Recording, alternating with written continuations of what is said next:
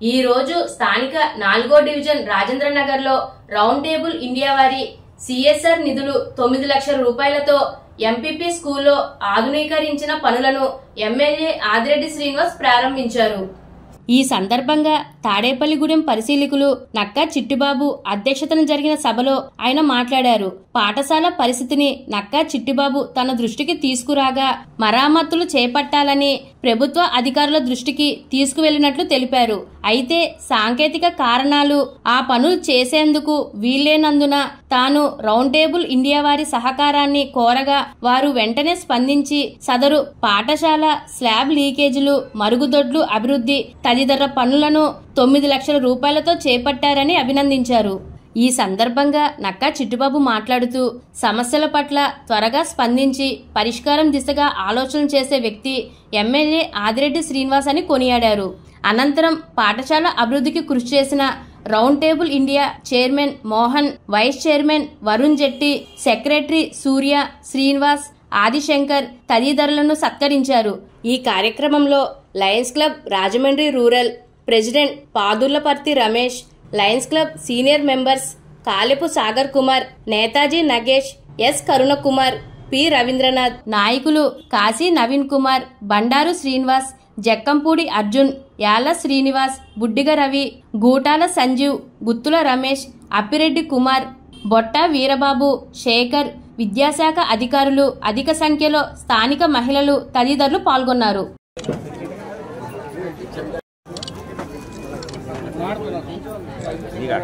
ఒక పని మీద ఒక కమిట్మెంట్, నా వార్డు బాగోవాలి, నా రాజమండ్రి సిటీ బాగుండాలి, ఎక్కడ ఎవరికి ఇబ్బందులు ఉండకూడదు, ప్రాణ నష్టం ఉండకూడదు, ఆస్తి నష్టం ఉండకూడదు అనే ఒక మంచి ఉద్దేశంతో ఇటువంటి కార్యక్రమాలు ఎన్నో చేయడం జరుగుతుంది.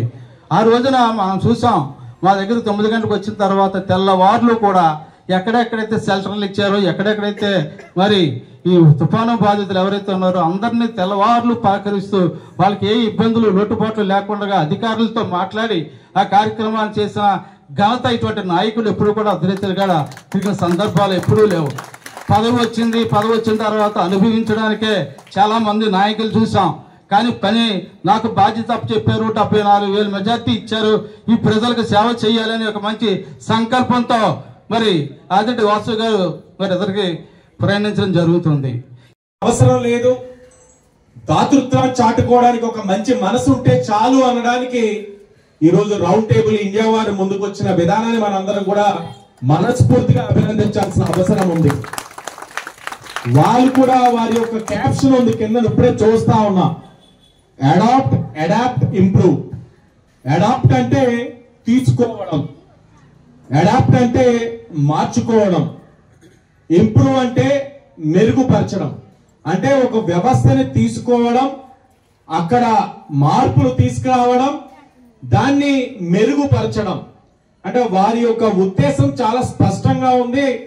సమాజంలో మార్పు తీసుకురావడానికి మేము ముందుకు వస్తా ఉన్నాం, మా యొక్క సేవల్ని మీరు సద్వినియోగపరచుకోండి అని వారి ద్వారా నేను తెలుసుకున్నప్పుడు మన సమాజంలో మార్పు కావడానికి కీలకమైనది విద్య.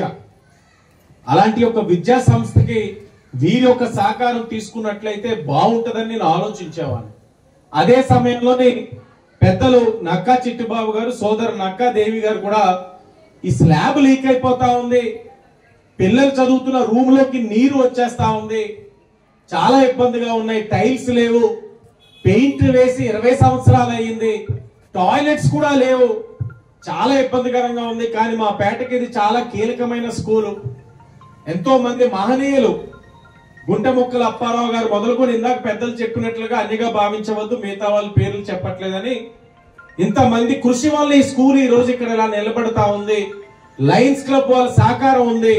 ఈ దుస్థితిలో ఉండడం మంచిది కాదని ఆయన చెప్పిన వెంటనే తరుణ్ గారు సోదర సమానులు ఆయన అడిగిన వెంటనే ఈ విద్యా సంస్థకి సహకరించి ఆ సహకారంలో కూడా 9 లక్షల రూపాయలతోటి ఈ స్కూల్ ని ఈ రోజున మెరుగుపరిచారన్న విషయం మీరు అందరూ కూడా గమనించాలి. కాబట్టి వాళ్ళు చేసిన సహకారాన్ని మనం గుర్తించుకొని దీన్ని స్కూల్ ని చాలా బాధ్యతగా తీసుకోవాలి. ఈరోజు మంచి ఫ్లోరింగ్ చేపించారు, మంచి రంగులు వేశారు, అలాగే పైన మంచి వాటర్ ట్యాంక్ పెట్టారు, టాయిలెట్ నిర్మించారు.